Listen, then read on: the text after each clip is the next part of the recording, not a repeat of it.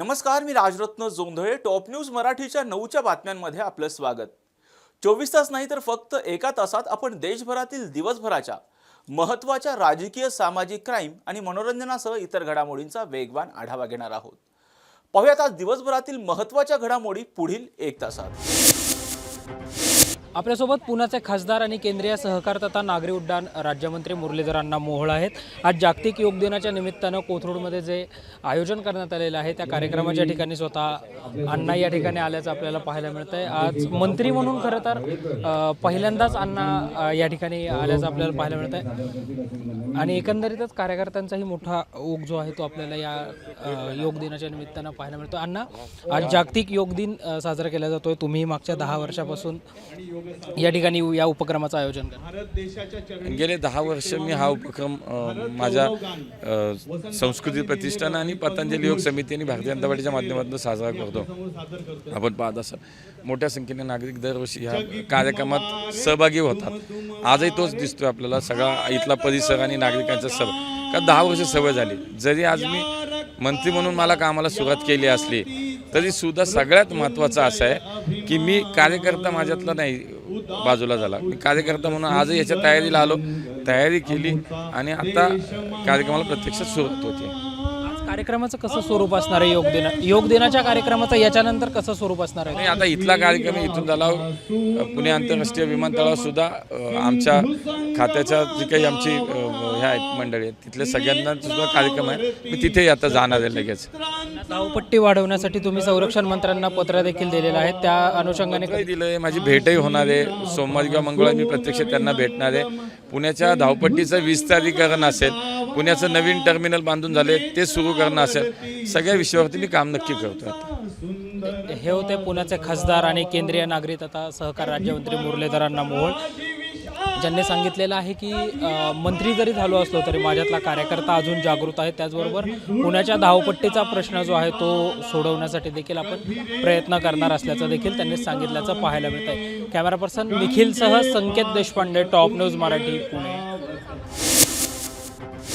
आज माननीय शरद पवार साहेबांनी जे सर्व सन्मान्य जे खासदार निवडून आले, खासदार आणि आमदार यांची बैठक बोलावली आहे. आपल्याला माहीत आहे की लोकसभेच्या निवडणुकीमध्ये राष्ट्रवादी काँग्रेस पक्षाचं 10 पैकी 8 जागा आमच्या निवडून आल्यात. आता पुढील काळामध्ये पुढच्या 3 महिन्यामध्ये विधानसभेच्या निवडणुका आहेत. त्याच्यामुळे विधानसभेच्या बाबतीत चर्चा नक्कीच होईल आणि या विधानसभेच्या निवडणुकासुद्धा आपल्याला सर्वांना कल्पना आहे की या विधानसभेच्या निवडणुका या काँग्रेस, राष्ट्रवादी आणि शिवसेना आणि जे मित्रपक्ष आहेत हे एकत्रपणे येऊन आम्ही लढणार आहोत. आणि या निवडणुकीमध्ये, विधानसभेच्या निवडणुकीमध्ये महाविकास आघाडी 100% महाविकास आघाडीची सत्ता येईल अशा प्रकारचं संपूर्ण महाराष्ट्रामध्ये चित्र आहे. त्याच्यामुळे आज प्रिलिमिनरी पहिली बैठक लोकसभेच्या निवडणुकीच्या नंतर होत आहे. तर पुढच्या विधानसभेच्या बाबतीत चर्चा बहुतेक होईल असं दिसतं. आता कसं आहे की ज्या पद्धतीचे निकाल लोकसभेमध्ये लागले त्याच्यामुळे जे आमदार आमच्यातनं तिकडे गेले होते त्यांच्यामध्ये मोठ्या प्रमाणात तुळबुळ आहे. अनेकांचे फोन प्रांताध्यक्षाला येतात, आम्हाला सर्वांना येतात. आता पुढील काळामध्ये पाहू काय काय होतं, काय काय नाही, काय पक्षाची भूमिका आहे ती ठरेल. आता आजच्या बैठकीमध्ये कोण अपेक्षित आहेत? म्हणजे प्रामुख्याने म्हणजे सगळे नवनियुक्त खासदार, पदाधिकारी आणि काय आमदार आहेत, खासदाराची प्रमुख मंडळी आहेत, ती सर्व आजच्या बैठकीमध्ये पवार साहेबांनी त्यांना बोलावलं आहे. विधानसभेच्या फागुण्याच्या विदर्भामध्ये आपल्याला माहीत आहे, विदर्भामध्ये लोकसभेच्या निवडणुकीमध्ये 10 पैकी 8 जागेवर महाविकास आघाडीचे खासदार निवडून आलेले आहेत. आणि तशा पद्धतीचं संपूर्ण महाराष्ट्रामध्ये वातावरण होतं. या भारतीय जनता पार्टीच्या सरकारने ज्या पद्धतीनं शेतकऱ्यांच्या विरोधी भूमिका घेतली, आमच्या विदर्भामध्ये कापूस मोठ्या प्रमाणात होतो, कापसाला भाव नाही, सोयाबीनला भाव नाही, संत्र्याला भाव नाही. इकडे अनेक भागामध्ये कांद्याच्या बाबतीत तशाच प्रकारची परिस्थिती, कांद्याला भाव नाही. त्याच्यामुळे मोठ्या प्रमाणात शेतकरी नाराज होता. मोठ्या प्रमाणात महागाईमुळे सर्व जनता नाराज होती. बेरोजगारीमुळे आमचे युवक नाराज होते.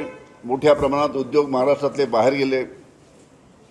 त्याच्यामुळे बेरोजगारीमुळे युवकसुद्धा नाराज होते. त्याच्यामुळे या संपूर्ण सर्वाच्या बाबतीत त्यानिमित्तानं या लोकसभेच्या निवडणुकीमध्ये आम्ही सामोरे गेलो आणि त्यानिमित्तानं आम्हाला अतिशय चांगला 31 जागा महाविकास आघाडीच्या 48 पैकी निवडून आलेल्या आहेत आणि विधानसभेमध्ये सुद्धा तशाच प्रकारची परिस्थिती राहील असं दिसतं. सर, राज्यात पोलीस भरती सुरू आहे अनेक ठिकाणी आणि पाऊस होतोय. अमरावतीसारख्या ठिकाणी सुद्धा पाऊस पडला, त्यामुळे विद्यार्थ्यांचं म्हणणं की परीक्षा पुढे ढकलावी. नाही, जिथे पावसामुळे अडचण येत असेल, आम्ही सुद्धा अशा प्रकारची परिस्थिती, मी गृहमंत्री असताना सुद्धा अशा प्रकारची परिस्थिती निर्माण झाल्यानंतर ज्या ठिकाणी पावसामुळे फिजिकल घ्यायला अडचण आहे त्याच्यामुळे काही दिवस आपण ढकलू शकतो, पण जिथे चांगलं वातावरण आहे, चांगल्या पद्धतीनं तिथे फिजिकल घेता येऊ शकतं त्या ठिकाणी घेतल्या पाहिजे. आता लोकसभा निवडणुकीनंतर कोण मोठा भाऊ आणि कोण छोटा भाऊ हे महाविकास आघाडीमध्ये पण सुरू झालंय. आमच्या महाविकास आघाडीमध्ये कोणी मोठा भाऊ नाही आणि कोणी छोटा भाऊ नाही. आपल्याला पाहायला मिळते तिकडे जरांगेंचं आंदोलन सुरू असताना गेल्या 7 ते 8 दिवसापासून लक्ष्मण हाके ओबीसी समाजाच्या मागण्यासाठी आंदोलनाला बसले. कसं बघता सरकार या दोन्ही समाजासाठी अपयशी ठरले असं वाटतं तुम्हाला? मी ओबीसी आहे, मला सोडली, पण माझी पहिल्यापासून भूमिका होती की महाराष्ट्रातलं सामाजिक स्वास्थ्य बिघडू नका. तो कोणीही असो, पण महाराष्ट्रामध्ये वर्षानुवर्ष जाती व्यवस्था आहे आणि ती जाती व्यवस्था एकत्र राहत होती. गावामध्ये मराठी होते, गावामध्ये नाभी होते, गावामध्ये लोहार होते, गावामध्ये कसाई होते, तांबट होते, सगळेच होते गावामध्ये. वाणी होता, कुंभार होता. ही जी व्यवस्था चालत आली होती ती बिघडवण्याची कामं ह्या माध्यमातून झालं आणि हे सरकारनेच केलं सगळं. हे सगळं खापर फोडायचं असेल तर फक्त सरकार जबाबदार आहे. याला भडकव, त्याला भडकव, याला आग लाव, त्याला आग लाव, याला सगळं हातात. सर, काय आव्हान कराल ओबीसी समाजाला? आणि आणि माझं सगळ्यांनाच म्हणणं आहे की संविधानाप्रमाणे जे होत असेल ते होऊ द्या. तेच कारण नसताना त्याच्यात ताण तणाव निर्माण होईल असं वक्तव्य कुणीही करू नये. सर, शांत बसून त्याच्यातनं मार्ग काढावा आणि सरकारनेही उगाच अर्ध्या जणांना इथे पाठव, अर्ध्या जणांना तिथे पाठव, अर्ध्या जणांना हे बोलायला सांग, अर्ध्या जणांना हे बोलायला सांग, हे असलं करू नये. हे धंदे वाईट आहेत.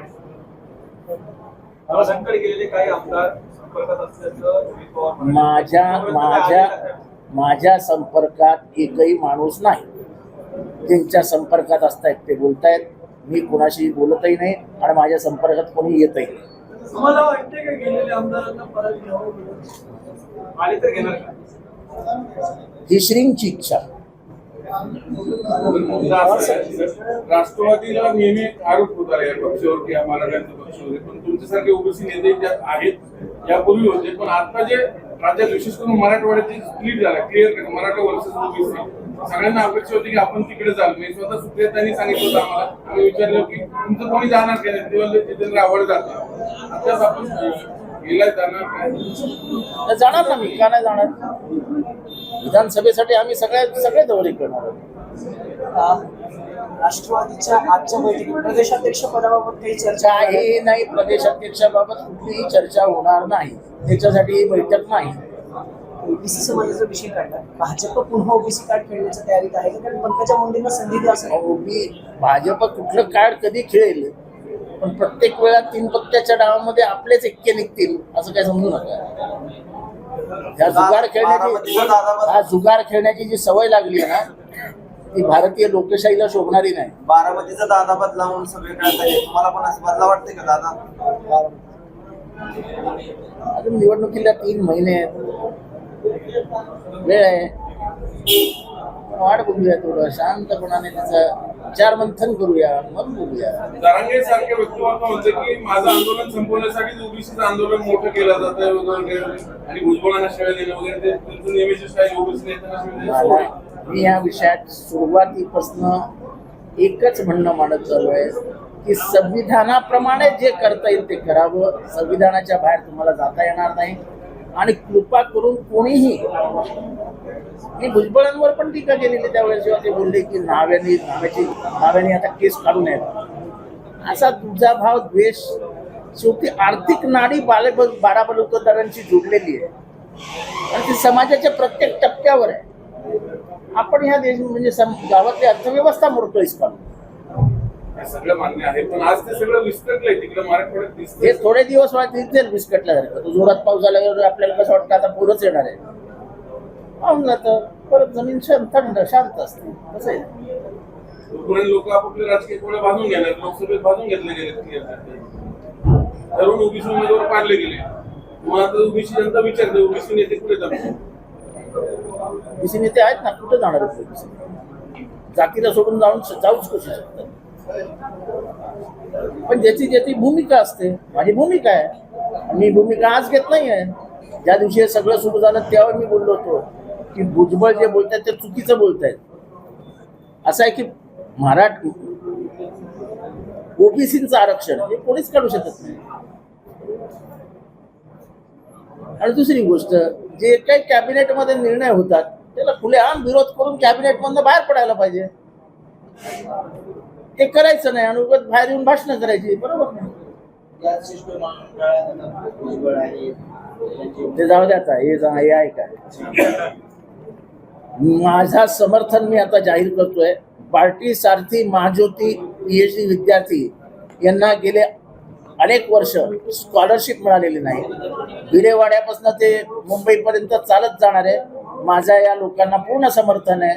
हे सरकार मागासवर्गीयांच्या विरोधात आहे. हे सरकार मागासवर्गीयांचं शिक्षण बंद करू इच्छितं. हे एवढी पोरं PhD ला बसतायत, एकही पोराला फी मिळत नाही. ते जगायचं कसं, पुढे जायचं कसं? मागासवर्गीयांच्या शिक्षणामध्ये अडथळा आणणाऱ्या OBC SC ST तिन्ही म्हणजे या समाजातल्या 70 ते 80% लोकांच्या शिक्षणामध्ये अडचण आणणाऱ्या या सरकारचा आम्ही जाहीर निषेध करतो. असं काही बोलणं झाले पहिल्या बैठकीसाठी किंवा महाविकास आघाडीची एकत्रित पत्रकार परिषद झाली आहे? नाही, तुम्हाला सगळ्यांना सांगितली तर ती रणनीती कशी असेल? ती रणनीती आहे म्हटल्यावर ती तुमच्याशी शेअर नाही करायची, इतकी साधं गणित आहे. होय, निश्चितपणे मला असं वाटतं की लोकसभेचा जो काही विजय झाला त्याचं कवित्व आता आम्ही थांबवलं पाहिजे आणि डोक्यात हवा न जाऊ देता खूप शांतपणे विधानसभांच्या तयारीला लागलं पाहिजे. त्यामुळे आता लोकसभेचं कवित्व थांबवून आम्ही विधानसभेच्या एकूण जी काही व्यूहरचना आहे, जागा वाटप आहे, काही जागा महत्त्वाच्या टार्गेट करणं आहे आणि जागा वाटपाच्या फॉर्म्युलामध्ये ज्यांचे सिटिंग MLA सिटिंग MPs आहेत त्याच्यानुसार त्या जागा त्या लोकांकडे जाणं किंवा काही जागा म्युच्युअल अंडरस्टँडिंगने अदलाबदली करणं, या सगळ्यांवरती चर्चा चालू आहे. मराठवाड्यामध्ये ओबीसीचं खरं तर आंदोलन चालू आहे 6 ते 7 दिवसापासून. इकडं मराठा आंदोलन झाल्यामुळे दुसरीकडे ओबीसी कुठेतरी मराठा वर्सेस ओबीसी वाद पुन्हा मला असं वाटतं की मराठा आंदोलन असेल किंवा OBC आरक्षण आंदोलन असेल, या दोनही लोकांना खेळवण्याचं पाप सत्ताधाऱ्यांनी अजिबात करू नये. कारण जर सत्ताधारी मनोज जरांगेंना जाऊन भेटतात आणि त्यांना सांगतात की आम्ही तुमच्या मागण्या पूर्ण करणार आहोत, तेच सत्ताधारी OBC आंदोलकांना जाऊन भेटतात आणि सांगतात की आम्ही तुमच्याही मागण्या पूर्ण करणार आहोत, तर एका म्याने 2 तलवारी कशा काय राहू शकतील? मला असं वाटतं की या सगळ्या संबंधाने जर खरंच सरकारची नियत असेल आणि त्यांना जातीचं आणि धर्माचं ध्रुवीकरण करायचं नसेल आणि खरंच आरक्षण वाचवण्याची आणि दोनही घटकांना न्याय देण्याची सरकार पक्षाची नियत असेल, तर मराठा आंदोलक आणि OBC आंदोलक या दोनही आंदोलकांना समोरासमोर घेऊन सरकारने त्यांची एकत्रित बैठक, समन्वयाने बैठक घडवून आणून त्यावर काय तो सोपस्कार आणि मार्ग शोधला पाहिजे. आता महाविकास आघाडी म्हणून परवा बैठक काही झालेल्या आहेत आणि मला वाटतं आता निवडणूक लागणार नाही लागणार अशी संभ्रमावस्था होती, परंतु निवडणूक लागलेली आहे. तेव्हा महाविकास आघाडी म्हणून एकत्रितपणे निवडणूक आम्ही निश्चितपणे त्या ठिकाणी लढू. 25 तारखेला विधानसभेच्या संदर्भात आदरणीय राहुलजी खरगे साहेबांनी, वेणुगोपालजींनी एक बैठक आमच्या सगळ्यांची बोलवली. मला वाटते त्या दिवशी प्राथमिक चर्चा ही विधान परिषद संदर्भात होईल. उमेदवारी निश्चित असेल काय असेल तर काही प्राथमिक चर्चा होतील.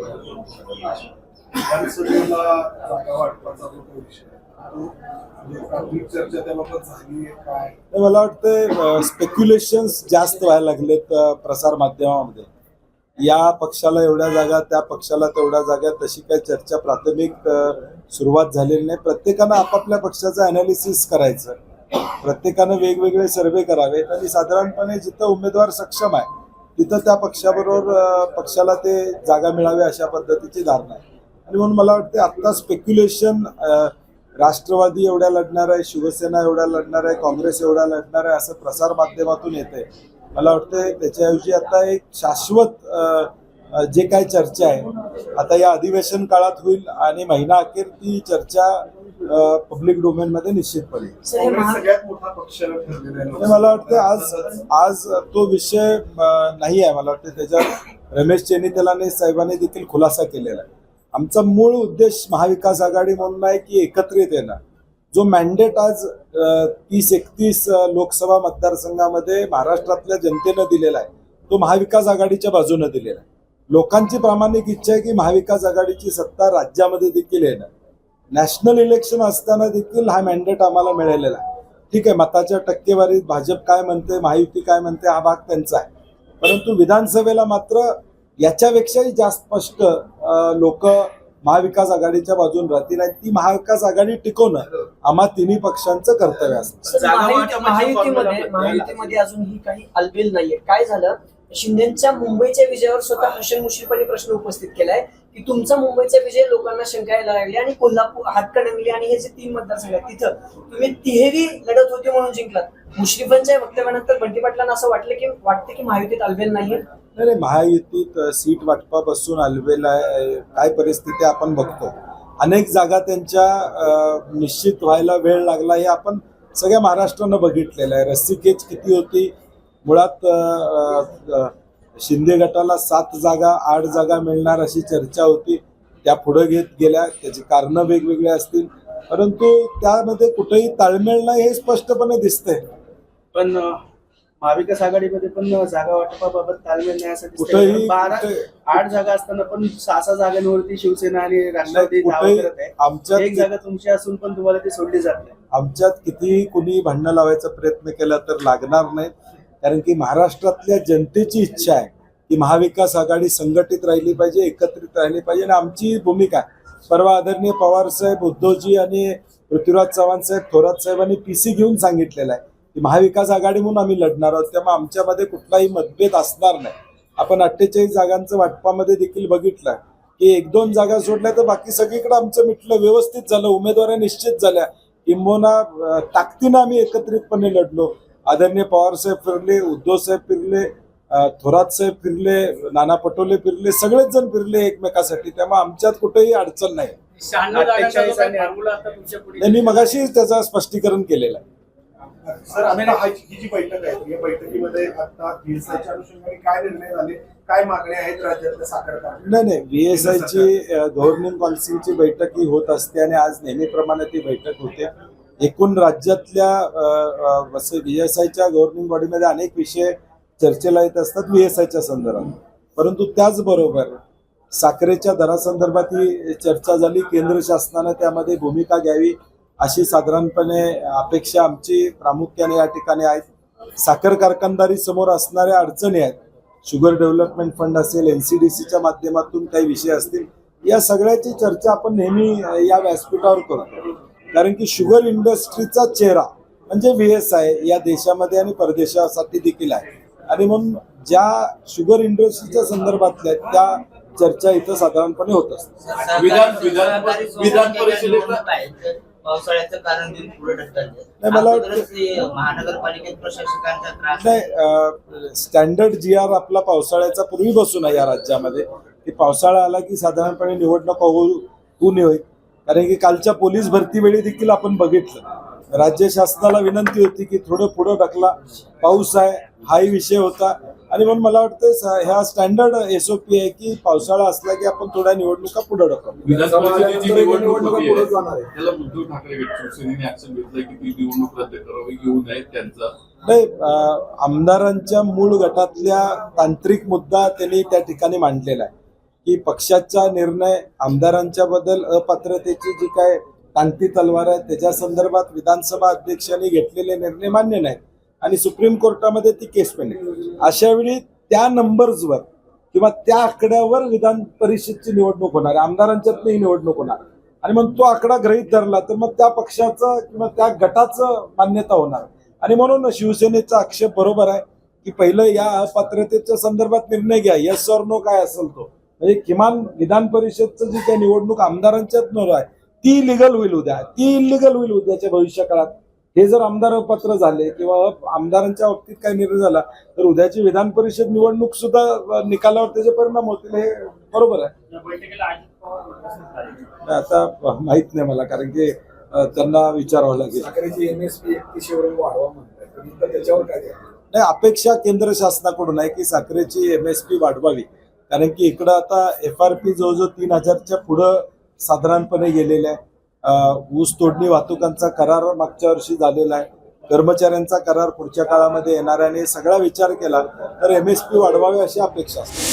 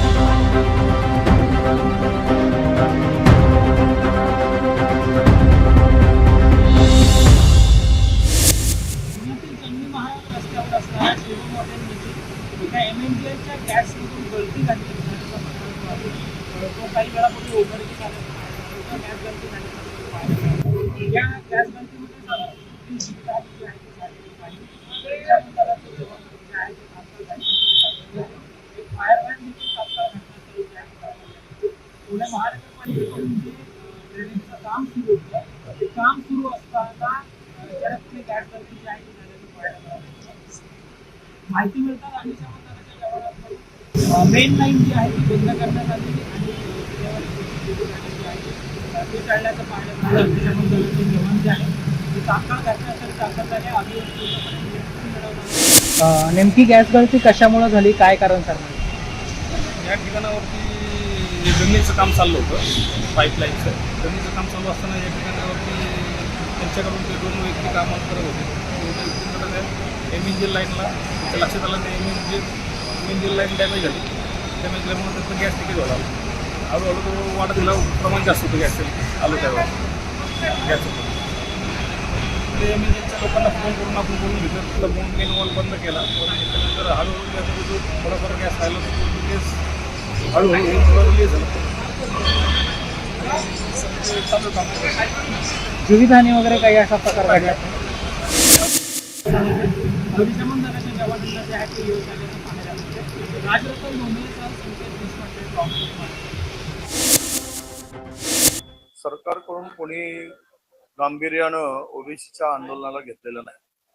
खरं म्हणजे कोणी आंदोलन करोत, शासनाची जबाबदारी आहे की सर्व आंदोलकाच्या मागण्या समजून घेणं, त्यांना भेट देणं, आणि विशेष करून महाराष्ट्रामध्ये जो 60% ओबीसी आहे आणि हा 55-60% असलेल्या ओबीसीच्या मागण्यासाठी, त्यांच्या हक्कासाठी उपोषणकर्त्यांकडे ढुंकूनही न बघणं म्हणजेच हा महाराष्ट्रातील समस्त ओबीसीचा अपमान आम्ही समजतो. आणि म्हणूनच काल मी गेल्यानंतर ती अत्यंत उपोषणकर्त्यांची स्थिती फार नाजूक होती, गंभीर होती. आणि त्यामुळे एखादा तरुण कार्यकर्ता स्वतःच्या समाजासाठी लढण्यासाठी जीव धोक्यात घालतो, त्यावेळेस शासन म्हणून त्यांची भूमिका जी आहे ती भूमिका दुजाभावाची नसावी, दुय्यम नसावी.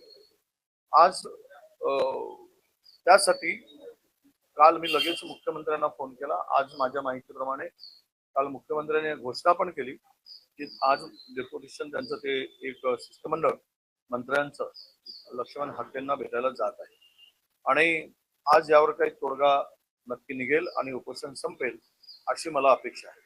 म्हणूनच मी काल पाठिंबा देण्यासाठी ओबीसीचा एक छोटासा घटक म्हणून, कार्यकर्ता म्हणून आणि ओबीसी समाजाचा एक व्यक्ती म्हणून हे माझं कर्तव्य होतं, त्यासाठी मी गेलेलो होतो. बिहारमध्ये 50%च्या वरचं आरक्षण घोषित केलं. महाराष्ट्रात मराठा समाजाला जे आरक्षण दिलं त्यावेळी महाराष्ट्रातही 50%च्या वर आरक्षण दिलं. ती धोक्यात येईल का असं काय वाटतं? तर मुळात शासनाची जसं बिहारमध्ये सुप्रीम आपल्या हायकोर्टाने रद्द केलं त्यापुढेही पश्चिम बंगाल हायकोर्टाच्या बेंचने सुद्धा 2010 नंतर आलेले सर्व ओबीसीचा आरक्षण रद्द केलेलं आहे. 2010 नंतर पश्चिम बंगाल सरकारने सुद्धा केलेलं आहे, म्हणजे सरकारने नाही हायकोर्टाने केलेलं आहे. तर असं आहे की कायद्यांच्या चौकटीत बसेल ते सर्व करण्याची आवश्यकता आहे, परंतु मताच्या लाचारीसाठी सरकारची कुठेही संविधानिक रित्या ते आरक्षण कसं टिकेल आणि ते टिकावं यासाठी कुठलेच प्रयत्न नाही. मताच्या लाचारीसाठी आला त्याला आश्वासन देणं आणि वेळ मारून नेणं एवढाच धंदा सरकारने केलेला आहे. त्याच्या पलीकडं आज जे परिस्थिती निर्माण झाली या दोनही समाजामध्ये आपसात भांडण लावण्याचं पाप महायुती सरकारने केलेलं आहे. कारण 2014 मध्ये सरकार आल्यानंतर हे जे सुरू झाले जातीमध्ये धर्मामध्ये तेढ जी निर्माण झाली महाराष्ट्रात, या पुरोगामी महाराष्ट्रामध्ये या महाराष्ट्राला डाग लावण्याचं कलंक लावण्याचं काम जर कोणी केलं असेल तर भाजप शिवसेना त्यावेळच्या महायुती सरकारने केलेलं आहे. आणि आजही तेच चाललेलं आहे. ज्या गोष्टी होऊ शकत नाहीत त्या गोष्टी देतो म्हणून सांगायचं, वेळ मारून न्यायची, महिनाभराची वेळ घ्यायची, 2 महिन्याची वेळ घ्यायची आणि ते त्यांच्या तोंडाला पानं पुसायचं. मराठा समाजाचे नेते बसले उपोषणाला, आपले जरांगेजी, त्यांनाही सांगितलं आम्ही GR काढतो. काल त्याचा खुलासा स्पष्टपणे यांनी दिला तुमच्या गिरीश महाजनांनी की सगळे सोयरेचा GR हायकोर्टात टिकणार नाही. अरे तुमचाच एक मंत्री म्हणतो ते टिकणार नाही, मग तुम्ही अभ्यास करत नाही का? तुम्ही का असं बोलून लोकांना हे करताय, भडकवताय आणि लोकांच्या भावनेला ठेच पोचताय? हे सर्व गोष्टी जे झालेत राज्यामध्ये या महायुती सरकारच्या नाकर्तेपणा आणि बेजबाबदारपणा यामुळे या गोष्टी घडलेल्या आहेत. मी काल गेलेलो, मला हजारो ओबीसी बांधव त्या ठिकाणी उपस्थित होते. त्यांना मी सांगितलं की संविधान हा सर्वात महत्वाचा आणि आपल्याला दिलेला एक प्रोटेक्शन आहे आणि त्यामुळं संविधानाच्या पलीकडे जो काही कोणी करेल ते टिकणार नाही. कारण बाबासाहेब आंबेडकरांनी आम्हाला घटनेच्या माध्यमातून जे आरक्षण दिलं ते हिसकावण्याचा कोणाचाही अधिकार नाही, हिसकवू शकणार नाही. आणि म्हणून या लढाईसाठी मी त्यांच्या सोबत आहे हे स्पष्टपणे मी सांगितलं आहे. आमचा कोणालाही विरोध नाही. मराठा समाजाला काही काल मला बोलताना सांगितलं त्यांच्या डोळ्यात अश्रू आले नाही का, जरांगे बोलले, आमच्या डोळ्यात सगळ्यांसाठी अश्रू येतात. आम्ही काही दुश्मन नाही, परंतु तुम्ही ज्या पद्धतीनं विषय मांडला तो सरकारने सोडवला पाहिजे. ते आमच्या हातात नाही आहे. तुम्ही सरकारवर दोष द्या, सरकारने तुमची फसगत केलेली आहे. जे होत असेल ते त्यांच्याकडे बघा. मी त्यांनाही भेटायला गेलो होतो जरांगे पाटलांना उपोषण करताना. त्यामुळे मी कधी असं म्हटलं नाही की मी मराठा विरोधी पक्ष नेता आहे. जो कोणी हक्कासाठी न्यायासाठी लढत असेल, प्राणांतिक उपोषण करत असेल, त्या ठिकाणी जाऊन भेटणं हे माझं कर्तव्य आहे. आणि मी ओबीसीचा म्हणून तर मला तिथे गेलंच पाहिजे. मी कार्यकर्ता म्हणून त्या समाजात मी जन्मलो आहे आणि म्हणून मराठाच्या संदर्भातले जे काही निर्णय मी मंत्री असताना घेतले सारथीमध्ये ते सर्व निर्णय पुढे आहेत. आम्ही कधी असं नाही, मराठा समाजातलेही सर्व त्यांच्या नेतृत्वात आम्ही महाराष्ट्रामध्ये काम केलेलं आहे. अनेक नेत्यांच्या मराठा समाजांच्या नेतृत्वामध्ये त्यांनी सुद्धा आम्हाला फार जपलं आहे अनेक नेत्यांनी. त्यामुळं हे अशा पद्धतीचे बोलणं विलासरावांच्या पासून आम्ही काम करत आलो. विलासरावांनी सुद्धा 2004 मध्ये ओबीसी बांधवांना 50% आरक्षण देण्याचं काम केलंय. त्यांचं नाव अजूनही आम्ही घेतो. महाराष्ट्रामध्ये जे 50% विद्यार्थ्यांना जी स्कॉलरशिप मिळते 50% विलासराव देशमुखांची देण आहे. कुठलाही माहिती न घेता कुणावर असा हेतुआरोप करू नये अशी आमची त्यांना विनंती आहे. आणि हा समाज एकत्र यावा यासाठी प्रयत्न करा.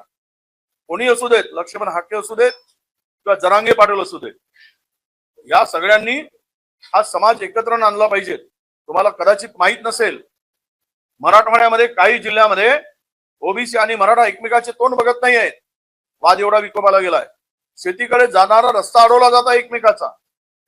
शेतीकडे जाणारा उद्या कुठल्या दिशेनं महाराष्ट्राला नेताय तुम्ही नालायकपणा करून, हा खरा विषय इथे येतोय. व्यवहार बंद होत चाललेत. कोणी लावली आग, कोणामुळे हा संघर्ष उभा झाला, याचा सखोल अभ्यास करावा आणि जो दोषी असेल त्याला संपवण्याचा विळा जरांगे पाटील घेऊ देत आणि हाकेनी घ्यावा. खरं तर ज्यानी ज्यानी आणि आम्ही घेऊ. महाराष्ट्राच्या पुरोगामित्वाला एक कलंक म्हणून महाराष्ट्रामध्ये काही नेतृत्व उभं झालंय. त्या नेतृत्वाला तुम्ही चॅलेंज, त्याला तुम्ही बोला. आमच्याकडे बोलून उपयोग काय, आमच्याकडे आहे काय देण्यासारखं. आणि ज्या दिवशी आम्ही सत्तेत येऊ आणि येणारच पुढच्या महाविकास आघाडीचं सरकार, त्यावेळेस या दोनही समाजाला सोबत बसवून एक समन्वयाचा तोडगा काढून अनेक वर्षापासूनच्या पुरोगामित्वाची जे काही एकमेकांचे सौंदर्याचे आणि सुखदुःख वाटण्याचे जे काही संबंध होते ते पुन्हा अबाधित राखण्यासाठी आमचा प्रयत्न राहील. पंकजा मुंडे यांना ओबीसी नेत्या म्हणून राज्यसभेत पाठवा असं फडणवीस म्हणाले. आता ते त्यांचा अंतर्गत विषय आहे. कोणाला पाठवावं, कोणाला पाळावं, कोणाला निवडून आणावं, कोणाला मंत्री करावं, हा महाराष्ट्रातील नेत्यांचा भारतीय जनता पक्षाच्या अंतर्गत तो संबंध आहे. कारण आम्हाला कोणाच्या पक्षामध्ये धुडगूस किंवा मतप्रदर्शन करण्याचा आमचा अधिकार नाही. पोलीस भरती सुरू आहे, अनेक ठिकाणी ग्राउंड वरती पाणी पडल्यामुळे शाळेत विद्यार्थ्यांची मागणी नाही, आम्ही तीच मागणी केली होती. मी मुख्यमंत्री उपमुख्यमंत्र्यांच्याकडे हे पत्र पाठवूनही मागणी केली होती. मी आमच्या पोलीस महासंचालकांना मागणी केली होती की तुम्ही हे पावसाळ्यात घेताय ते पुढे ढकला. पण काही विद्यार्थ्यांचा हे आला की आम्हाला अनेक वर्षानंतर आता संधी मिळते आहे आम्हाला, तर त्यामध्ये मी उपाययोजना सांगितली की पावसाळ्यामध्ये जर घेत असाल उन्हापासून पावसापासून, कारण लाखो विद्यार्थी येतात, त्यांचे कागदपत्र भिजतात, खाण्याचे वांदे असतात, झोपण्याचे वांदे असतात. आणि जो विद्यार्थी मध्ये मेरिटचा विद्यार्थी आहे या पावसामुळे फिजिकल मध्ये तो अडचण येऊ शकते. काल सांगलीमध्ये एका पोरीचा पाय तुटला चिखलात पाय फसल्यामुळे, परवाच्या दिवशी रनिंग मध्ये ती पोरीचं आयुष्य गेलं. अशा अनेक घटना घडत आहेत. पण राज्यकर्त्यांना निवडणुकीचं डोळा ठेवून हे सगळं करायचं आहे. पूर्वी का केले नाही? याच भरती यात्रा करण्यापेक्षा पूर्वी केले असते तर अनेक विद्यार्थ्यांच्या या परिस्थितीला अनेक विद्यार्थ्यांना सामोरं जाण्याची पाळी आली नसती.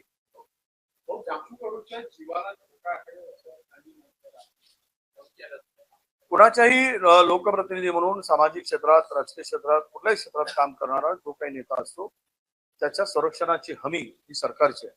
अशा प्रकारची धमकी कोणी देत असेल त्यांचं संरक्षण केलं पाहिजे. आणि बच्चू कडूंच्या जर केसाला धक्का लावला तर हे राज्य सरकार जबाबदार राहील. त्याची खबरदारी सुद्धा राज्य सरकारने घेतली पाहिजे. त्यावेळेस बच्चू कडूंचा स्वभाव हा गावरान स्वभाव आहे, जो आहे तोंडफड स्वभाव आहे. आणि म्हणून अशा नेता ज्यावेळेस स्पष्टपणे काही भूमिका घेतो त्यावेळेस हारलेल्यांना, सत्ताधाऱ्यांना त्याचं दुःख काही झालं असेल त्यातून कदाचित हा प्रयोग होण्याची शक्यता आहे. कारण त्याचा जुना काही इतिहास काढला तर त्यामध्ये त्यांना धमकी देणाऱ्यांचा इतिहास निघेल. त्यावेळेस माहीत पडेल की तो व्यक्ती कोण आहे. नागपूर जिल्ह्यामध्ये खत बियाण्याचा काळाबाजार होतोय. विभागानं 80 कृषी केंद्रावर विकण्याची कारवाई महाराष्ट्रात सुरू आहे.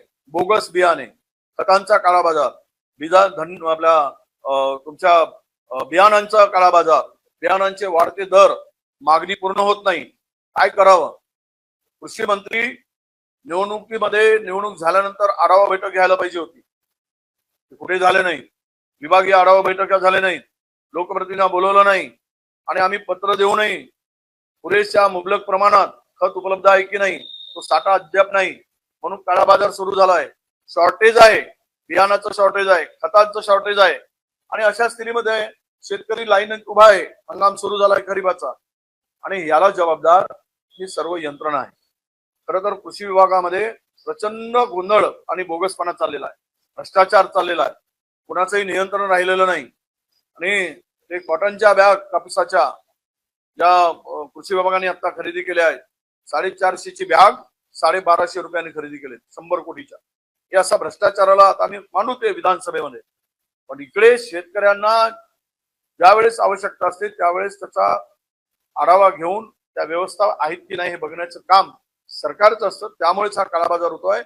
हा मोठ्या प्रमाणात चालला आहे आणि याच्यावर त्वरित एक मला वाटतं की सरकारने एक फिरते मोठ्या प्रमाणामध्ये पथक नेमावेत आणि ते पथक सदैव फिरवत ठेवून हे काही गैरप्रकार होतात त्यावर त्वरित कारवाई करावी आणि शेतकऱ्याला दिलासा द्यावा. या प्रकरणाचा जो आरोपी आहे त्याला 10 दिवसांनी पोलिसांनी अटक केली. काल त्याला लोकांनी असं समजलं की आम्हाला त्याला सुपूर्द करा, त्याच्यावरून दगडफेक झालेली आहे, ते काही पोलीस पण जखमी झालेले आहेत. बघा तुम्ही पाहिलं यापूर्वीची एक घटना झाली भर रस्त्यामध्ये तरुणीचा ठाणे जिल्ह्यामध्ये खून झाला. मुख्यमंत्र्यांच्या जिल्ह्यामध्ये रस्त्यामध्ये तो पाणा असतो नटबोल्ट खोलायचा त्या पाण्याने लोकांच्या पुढे त्या एका तरुणाने त्या तरुणीचा जीव घेतला. या दिवसाढवळ्या घटना होत आहेत. पोलिसांवर धाकच राहिला नाही. सत्तेच्या मशगूलपणामुळे आणि अस्थिर सत्तेमुळे कुणाचा पायपोस कुणाच्या पायात नाही, कुणाचं कोणी ऐकत नाही. जो तो राजा बनून या राज्यामध्ये काम करतोय. प्रत्येकाला वाटतंय की मी राजा आहे आणि राजाच्या मस्तीमध्ये सगळेजण वागत आहेत. ते मग तीनही पक्षाचे नेते आहेत आणि अशामुळं आज राज्यामध्ये कायदा सुव्यवस्था गेली. स्त्रियांच्या संरक्षण आता धोक्यात आलाय. तरुणींचं अत्याचारामध्ये वाढ झाली आहे. कारवाई वेळीच होत नाही. त्यावेळी जनतेचा उद्रेक होतो. जनतेने जर कायदा हातात घेण्याची पाळी कधी येते ज्यावेळेस न्याय मिळत नाही तेव्हा येते. आणि 10 दिवस तो आरोपी खुलेआम फिरताना दिसत असेल तर पोलीस विभागावर का कारवाई केली हा प्रश्न आम्ही विचारू. त्या इन्स्पेक्टरला सस्पेंड करण्याची आवश्यकता आहे. काय झक मारत होते काय 10 दिवस? एका अल्पवयीन मुलीवर बलात्कार होतो आणि तुम्ही फिरत असताय. हे पोलिसावर धाक राहिला नाही, प्रशासनावर धाक राहिला नाही. त्याचे परिणाम राज्याला असे भोगावे लागत आहेत. रामदास कदम म्हटले की भाजपनं सर्वेच्या नावाखाली आम्हाला उमेदवार लावले तर आमच्या 3-4 जागा आणखी निवडून आणल्या. आम्ही तर असं म्हणतो की 10-12, 7-8% जे मतं वाढवलेत निवडणुकीचं मतदान झाल्यानंतर 10% मतदान वाढले. त्याचाच फायदा मोठा घेतलाय. त्याची चौकशीची मागणी आम्ही करतो. खरं म्हणजे हे मतं कसे वाढले आणि काही ठिकाणी तर मतदान जेवढं झालं त्याच्यापेक्षा अधिकच्या मतांची मोजणी झाली. हे कशी वाढली आणि जवळपास 79 खासदार भाजपाचे आणि याचे एनडीएचे कसे निवडून आलेत 1000च्या आतमताने आणि तिथले जे आकडे फिरवले गेलेत सगळं महाराष्ट्र देश बघतोय. त्यामुळं तुमचे आमचे निवडून आले असतील, वाढले असतील, जे आले ते पैशामुळे आले, नाही तर तेही आले नसते हे लक्षात घेतलं पाहिजे. नव्याने निवडून आलेले सर्व खासदारांना निमंत्रित केलेलं आहे आणि एकंदरच राज्यात विधानसभेची पुढची तयारी करण्याच्या विषयी पावलं टाकण्यासाठी नियोजन करण्यासाठी आजची बैठक आहे. अजेंडा काय आहे सांगितलं तयारीमध्ये आपण किती जागा लढवायच्या, किती नाही लढवायच्या, किती गुलाल द्यायच्या याविषयी ते आम्ही असेस करतोय आणि महाराष्ट्रातलं काय चित्र आहे हे आम्ही समोर ठेवू सगळ्यांच्या. त्यातनं अंदाज येईल काय करता येईल काय नाही, पण अजून आम्ही आकडा नक्की केलेला नाही आहे. पवारसाहेब आता बारामतीच्या दौरा करून आले की आधी पण त्यांनी केला होता आणि प्रत्येक ठिकाणी जाताना त्यांना त्यांनी प्रत्येक आपल्याला शेवटी असं सांगितलं की आपल्याला सत्ता परिवर्तन करायचं विधानसभेची तयारी पण केली. त्याचवेळी बारामतीमधनं देखील बारामतीचा जागा बदलायची अशी लोकांकडनं मागणी होत होती. तर तुमच्याकडनं कुठल्या जागाची तयारी आहे की तो बारामतीमध्ये तुम्हाला तिथला बारामतीचा स्थानिक निर्णय स्वतः पवारसाहेब लक्ष घालून निर्णय घेतील. तिथला निर्णय झाल्यावर पक्षाला ते कळवतील. म्हणजे तुम्ही स्वतः देखील काय बोलवलं किंवा माझे आता काय 4 महिने राहिले वगैरे वगैरे असं काय काय बोलला होता. काय पुढे काही संघटनात्मक बदल अपेक्षित आहेत की नियमित प्रक्रिया असणार आहे? काय आहे की तुम्ही माझं भाषण नीट ऐकलं असेल तर तुमच्या लक्षात येईल की 4 महिन्यात विधानसभेची निवडणूक आहे आणि 4 महिने सर्वांनी संघटितपणाने राहावे, वेगवेगळे सूर निघू नयेत आणि महाराष्ट्रात राष्ट्रवादी एक समर्थ पर्याय हे चित्र जावं अशा आशयाचा तो अर्थ होता. चार महिन्यानंतर मी मुख्यमंत्री होणार आहे असं काही नाही, बॅनर लागतायत म्हणजे असं नाही म्हटलं मी मुख्यमंत्री कोण होणार ते मुख्यमंत्रीपेक्षा सत्तेत महाविकास आघाडी येणं याला आमची प्रायोरिटी आहे. त्यानंतर मुख्यमंत्री कोण होणार आहे त्यावेळी लोक सगळे बसून ठरवतील. आज त्याची घाई कोणी करण्याची गरज नाही आणि सरकार येण्यासाठी जे करावं लागेल ते सर्व आम्ही सगळे करणार आहोत. सर, हे महाविकास आघाडीचं झालं नाही, महायुतीमध्ये बऱ्याचशा गोष्टी अलबेल नसल्याच्या खरं तर बातम्या समोर येतात. त्याचे 2 उदाहरणं देतात. रामदास कदमांनी काल असं म्हटलं की भाजपच्या हट्टीपणामुळे आमच्या 4 ते 5 सीट कमी झाल्या. आणि आज हसन मुश्रीफ कोल्हापूरमध्ये बोलताना असं म्हणाले की एकनाथ शिंदेमुळं अनेक जागा आल्या, एकनाथ शिंदे स्वतः लक्ष घालत आहेत. ह्या सगळ्या गोष्टीवर एकनाथ शिंदेमुळंच खरं तर ती जागा निवडून आली. ज्या जागेवर वायकर वर्सेस जो कीर्तिकर वाद चालू होता त्या शिंदेनी लक्ष घातली किंवा हातकणंगलेची जागा असेल ही त्रिहेरी लढतीमुळे निवडून आलं नाही तर तुम्ही निवडून. या सगळ्या गोष्टीवर वाटतं की महाविकास विधानसभेपर्यंत अलबेल राहणार नाही सगळ्या गोष्टी.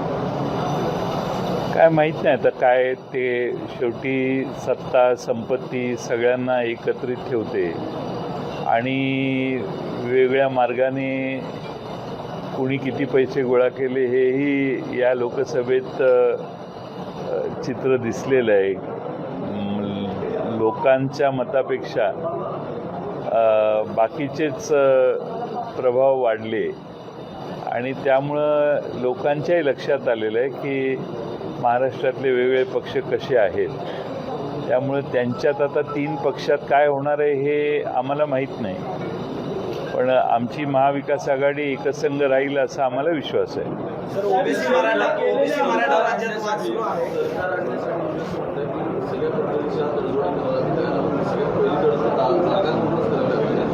नेगोसिएशन असेल किंवा जागेचं डिस्ट्रीब्युशन असेल राष्ट्रवादी किती जागा ते अजून आम्ही ठरवलेलं नाही. आम्ही योग्य वेळी तो आकडा सांगू. सारथी पार्टी आणि महायुतीचे फेलोशिप राज्य सरकारकडून अजूनही गेल्या 2 वर्षापासून देण्यात आलेले नाही. याबाबत काही आढावा घेणार आहे? माझ्याकडे बऱ्याच विद्यार्थ्यांनी तक्रारी केलेल्या आहेत. विधानसभेत आम्ही हा विषय काढणार आहोत. या तिन्ही घटकातल्या लोकांना स्कॉलरशिप गेलेल्या नाहीत ही हानिकारक आहे आणि कष्ट करणाऱ्या हुशार विद्यार्थ्यांच्यावर अन्याय करणार आहे आणि म्हणून देशभर आता नीटच्या गोंधळामुळे फार प्रचंड चीड लोकांच्यात आहे. तीच परिस्थिती महाराष्ट्रातल्या बाबतीत देखील आहे. सर, तिकडे मराठवाड्यामध्ये ओबीसी विरुद्ध मराठा असं क्लिअर कट वाद आपण बघतोय गोष्टीवर. 2 आंदोलन अगोदर जरांगेंचं आंदोलन झालं, त्यांना सरकारने सीएम तिथे गेले, एंटरटेन केलं, पवारसाहेब गेले, पण ओबीसी आंदोलन सुरू आहे. 9 दिवस कोणी जात नाही अशी ओबीसी बांधवांची भावना आहे. आज त्यांनी घोषणाबाजी केली ज्यावेळेस सरकारचं शिष्टमंडळ आले तेवढे इथले सीएम हे जातीवादी आहेत. यावर आता जरांगे म्हणतात की माझं आंदोलन बंद पाडण्यासाठी भुजबळ हे सगळे घडून आणतात. नेमकं काय चाललंय? काही नाही, आता सरकार त्यांच्याशी बोलतंय. सरकारने योग्य तो मार्ग काढला पाहिजे संतुलितपणाने. सामाजिक समतोल बिघडता कामा नये यासाठी सरकारने काळजी घ्यायची सरकारची जबाबदारी आहे. आम्ही पाहतोय सरकार हा प्रश्न कसा सोडवते ते. राष्ट्रवादी म्हणून तुमचा पक्षाचा पाठिंबा असणार आहे की ओबीसीच्या आंदोलनाला? जसं तुम्ही जरांगे असं आहे की आपण हा प्रश्न ॲमिकेबली सुटला पाहिजे. कोणत्याही परिस्थितीत विद्वेषाची भावना पसरू नये हा आमचा भाव आहे आणि त्यामुळं कुणीही फार अमक्याला पाठिंबा तमक्याला पाठिंबा अशापेक्षा हा प्रश्न सोडवून ओबीसींनाही न्याय कसा द्यायचा याविषयी सरकारने भूमिका घ्यावी. त्याचबरोबर जरांगेंच्या बरोबर ज्या सरकार आम्हाला माहीत नाही सरकारने त्यांना काय कमिटमेंट दिले आहेत त्या बाबतीत म्हणजे दोन्हीमध्ये संघर्ष होणार नाही ही भूमिका सरकारने घेतली पाहिजे.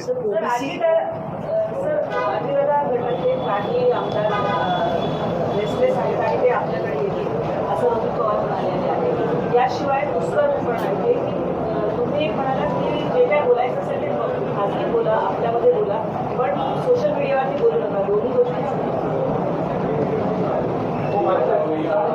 मी जे बोललो तेच आहे.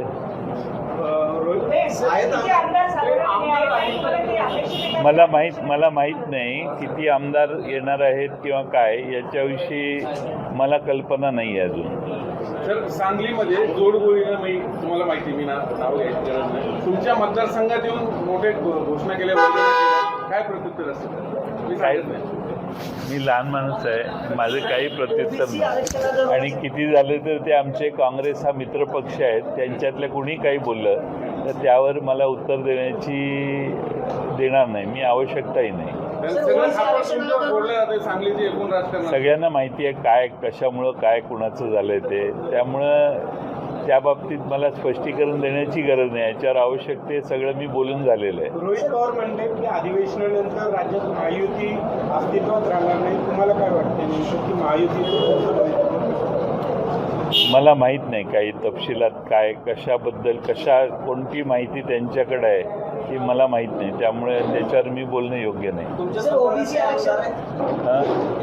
काही आमदार फोन करतात बोलतात, पण असं काही कोणी इकडे येतो असं अजून माझ्याशी बोललेलं नाही आहे, त्यामुळे उगाच आपलं खोटं सांगणं बरोबर नाही. ओबीसी आरक्षणाचे राजकीय पडसाद म्हणतात, कारण फडणवीसांनी एक पत्र लिहिल्याचं कळतं की पंकजा मुंडेंना ओबीसी म्हणून आता संधी द्यायला हवी. भाजपात जो मराठवाड्यात फटका बसला त्याच ओबीसी समाजाला परत एकदा सोबत घेण्याचा भाजपचा प्लॅन आहे असं दिसते, कारण पंकजा मुंडेंना संधी द्या असं पत्र फडणवीसांनी लिहिल्याचं कळतं. नाही, मला प्रश्न कळला नाही. पंकजा मुंडेंना संधी द्यावी भाजपकडून राज्यसभेवर किंवा इतर ठिकाणी, कारण ओबीसी समाज नाराज आहे, मराठवाड्यात आपल्याला फटका बसला असं फडणवीसांनी केंद्रात मागणी केल्याची होते. ओबीसी समाजाला पुन्हा एकत्रित करण्याचा भाजपचा प्लॅन आहे राज्यात असं वाटतं. ओबीसी कार्ड खेळते नाही, यावेळी आम्ही ज्या निवडणुका लढवल्या त्यात ओबीसी समाजातल्या अनेक घटकांनी आम्हाला पाठिंबा दिला आणि आमचा जनतेनं दिलेला हा जो विजय आमच्या पारड्यात टाकला आहे त्यात सर्वच घटकांनी आम्हाला मदत केली आणि त्यामुळं त्यात काही लोकांना जर ठराविक समाज एका बाजूला न्यायचा प्रयत्न करत असतील तर ते त्यांचा राजकीय स्वार्थ आहे असं मी समजेन. कारण मुद्दा असा आहे, ही सुरुवात बीडपासून झालेली आहे. जरांगेंनी काही पक्षपात वक्तव्य केले आहेत त्यांच्या आंदोलनात, त्यामुळं मराठवाड्यात तसंही तो प्रांत थोडा त्या पद्धतीतला आहे, त्यामुळे जातीवाद तिथे वाढत गेला. बीडच्या लोकसभा इलेक्शनमध्ये त्याचा अगदी स्फोट झाला, त्यांना जास्त माहिती ते बीडवालेच आहेत आणि त्याचं परिणिती ॲक्शनची रिॲक्शन आता आपल्याला बघायला मिळते. नाही, जरांगेंनी जी विधानं केली ती ते ज्या कारणासाठी संघर्ष करतायत त्यावर आधारितच होती. त्यांनी काही राजकीय विधानं केली असं मला ऐकवत नाही, पण दोन्ही समाजात वाद होणार नाहीत याची काळजी सरकारने घेतली पाहिजे आणि कुणावरही अन्याय होणार नाही तीच भूमिका सरकारने दाखवली पाहिजे. काल राहुल गांधीजी यांची प्रेस आपण पाहिली असेल, त्याच्यात पण त्यांनी सांगितलं की पापाने वॉर रुकवा दी, पण एक्झाम लीक काही थांबू शकलेले नाही आहेत. जसा नीटचा गोंधळ देशभरात आपण पाहतो तसा महाराष्ट्रात देखील MHCETचा गोंधळ झालेला आहे. तो आपल्यासमोर काही आणत आहे. गोंधळ म्हणजे जर आपण पाहायला गेलं तर आपल्या पण लक्षात येईल की ही जी काही परीक्षा झाली CETची ती एवढी विचित्र झाली, एवढ्या विचित्रप्रमाणे झाली की नक्की ह्यांनी परीक्षा दिली कोणासाठी? पैसे कमवण्यासाठी ह्या CET सेलनी परीक्षा ऑर्गनाईज केली होती की मुलांची काय तयारी आहे हे बघण्यासाठी केलं होतं? अरे जरा मागे फोनवर कोण बोलतो? नक्की काय केलं होतं हे आपण लक्षात घेणं गरजेचं आहे. एकंदर जर आपण महाराष्ट्रात पाहिलं तर आत्ता पण आपण पहा, पोलीस भरती जी सुरू आहे, मला वाटतं पुण्याकडे पण थोडं आंदोलन सुरू आहे की पावसाळ्यात ही पोलीस भरती कशासाठी? निवडणुकीच्या तोंडावर तुम्ही हा गोंधळ घालताय का? त्या पोलीस भरतीमध्ये पण आपण जर एकाच जिल्ह्याचे, धुळे जिल्ह्याचे जर क्वालिफिकेशन पाहिले, कोण कोण पोलीस भरतीसाठी गेले, साधारणपणे 17,500 पद आहेत पोलिसांमध्ये. 17 लाख की 17.5 लाख विद्यार्थी किंवा ह्याच्यात ॲप्लिकेंट्स आलेले आहेत. म्हणजे एकंदर महाराष्ट्रातली जॉबची परिस्थिती आपण पाहू शकता. ह्याच्यात ॲप्लिकेंट्स कोण कोण आहेत पोलीस भरतीमध्ये? पोस्ट ग्रॅज्युएट 138 आहेत, BSc 166 आहेत, BSc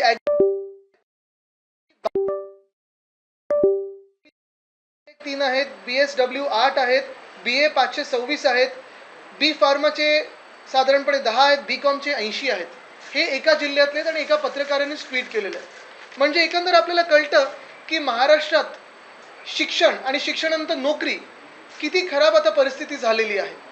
पण जो आम्ही ज्या पेपरबद्दल बोलत आहोत, ज्या कॉमन एंट्रन्स टेस्टबद्दल बोलत आहोत, आमचे जे सिनेट सदस्य आहेत, प्रदीप सावंतजी असतील, राजन कोळंबकरजी असतील, या दोघांनी हा विषय हाती घेतला होता. आपल्यातून देखील मला वाटतं अनेक बातम्यांमध्ये हे दिसलं, न्यूजपेपर्समध्ये देखील आलं होतं. आता मूळ मुद्दा ह्याच्यात काय आहे? आमची मागणी ही आहे की कोणालाही री एक्झाम नको आहे. पहिलंच मी स्वच्छ आणि स्पष्टपणे सांगतो की CET-मध्ये री एक्झाम कुठच्याही विद्यार्थ्यांना नको आहे. पण आज जो गोंधळ झालेला आहे तो ह्या परीक्षा तुम्ही कशा घेतल्या, त्याच्यानंतर मार्क कसे दाखवले आणि आता रिझल्ट जो लागलेला आहे त्याच्यावरनं गोंधळ झालेला आहे.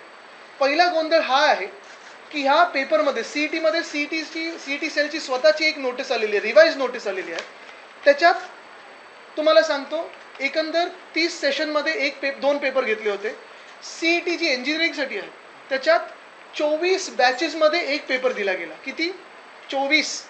म्हणजे जी नीट आपण एका पेपरमध्ये देशभरात देतो, ह्या महाराष्ट्रामध्ये, आपल्या महाराष्ट्रामध्ये CET सेलनी 1 पेपर 24 बॅचेसमध्ये वेगळा वेगळा घेतला. त्याच्यात अर्थात वेगळे वेगळे प्रश्न होते, सिलेबस वगैरे काही आधी कोणाला सांगितलं नव्हतं. पण त्या 24 पेपरमध्ये ह्या अनेक वेगळ्या बॅचेस बसल्यानंतर साधारणपणे ऑब्जेक्शन घेण्यासाठी तुम्हाला 1000 रुपये लागतात. जर तुम्हाला वाटलं की तुम्ही कुठेतरी पेपरमध्ये काही चूक केली आहे, CET सेलकडून काही चूक झाली आहे किंवा उत्तरपत्रिकेत काहीतरी तुम्ही चुकीचं त्याच्यात दाखवलेलं आहे आणि मला करेक्शन पाहिजे, साधारणपणे 1000 रुपये घेतात. बरोबर ना प्रदीपजी? आता ते 1000 रुपये किती ऑब्जेक्शन जर घेतलेत तर 1425 ऑब्जेक्शन्स ह्या पेपरमध्ये आले. म्हणजे तुम्ही आता त्याच्यात जे काही इक्वेशन येते लावा, 1425 × 1000 किती झाले? एवढे पैसे ह्या CET सेलनी कमवलेले आहेत. त्याच्यात 232 युनिक ऑब्जेक्शन IDs आहेत. आता चुका तरी किती याव्यात? ज्या विद्यार्थ्यांनी काढलेल्या आहेत, म्हणजे तुम्ही लक्षात घ्या, या CET सेलनी किंवा ज्यांनी पेपर सेट केला त्यांनी चुका काढलेल्या नाही आहेत. ह्या पेपरमध्ये चुका झालेल्या आहेत. त्या किती असतील? तर माझ्याकडे हे एक पान आहे, दुसरं पान आहे, तिसरं पान आहे. म्हणजे विचार करा, जो पेपर तुम्ही लिहिताय त्या पेपरमध्ये चुका ह्या 54 चुका आहेत. म्हणजे पहिलं तर ह्या एक्झामिनेशन जे सेट केलं त्यांची परीक्षा घेतली पाहिजे की त्यांची योग्यता काय आहे हे पेपर सेट करण्याची. हे कमिशनर नक्की कोण आहे त्या CET सेलचे? त्यांचं अजून निलंबन का नाही झालं? 54 चुका एका पेपरमध्ये येऊ शकतात का? हा पण विचार करणं गरजेचं आहे. आता त्याच्यावर पुढे काय दिलं आहे? आता चुका बघा कशा आहेत. फिजिक्समध्ये 1, 2, 3, 4, 5 ह्या सगळ्या चुका फिजिक्समध्ये आहेत. या फिजिक्समधल्या चुकांमध्ये ॲक्शन टेकन एक सुद्धा त्याच्यातलं ऑप्शन बरोबर नव्हतं. म्हणजे हे MCQ असतं, 4 तुम्हाला ऑप्शन्स दिले जातात आणि 4 ऑप्शनमधून एक ऑप्शनवर टिक करायचं असतं. त्या 4च्या 4 उत्तरांमधून जे ऑप्शनल उत्तर असतात एक सुद्धा उत्तर बरोबर नव्हतं. असा पेपर सेट होऊ शकतो का? बरं, त्याच्यात मग आता पुढे काय दिलं आहे? त्यांनी रिमार्क काय दिलेत? त्या विद्यार्थ्यांचं पुढे काय? मग कोणाला फुल मार्क दिलेत, कोणाला ग्रेस मार्क दिलेत, पुढे चेंज इन आन्सर की दिलेली आहे. म्हणजे मुद्दा असा आहे की पहिलं तर 54 चुका या 24 पेपरमध्ये या CET सेलनी केलेल्या आहेत. हा विषय आपण लक्षात घ्या. दुसरं म्हणजे हे सगळं झाल्यानंतर मला वाटतं 3 दिवस होते त्या विद्यार्थ्यांकडे पूर्ण पेपर त्यांचा तपासायला. बरं, तो पेपर पण त्यांना हाती येत नाही. तो पेपर लगेच याच्यावरनं गायब होतो वेबसाईटवरनं आणि जे उत्तर येतं किंवा जे तुमचे मार्क येतात, मार्क तुम्हाला दिसत नाहीत, पर्सेंटाईल येतं. आता पर्सेंटाईलमध्ये गोंधळ असा झालेला आहे, काही ठिकाणी कमी मार्क मिळूनही जास्ती पर्सेंटाईल मिळालेत आणि काही बॅचमध्ये चांगली मार्क मिळूनही कमी पर्सेंटाईल मिळाले. आमचा पहिला सवाल ह्या CET सेलला हाच आहे की तुम्ही हे जे पर्सेंटाईल ठरवलेलं आहे ते कसं ठरवलेलं आहे?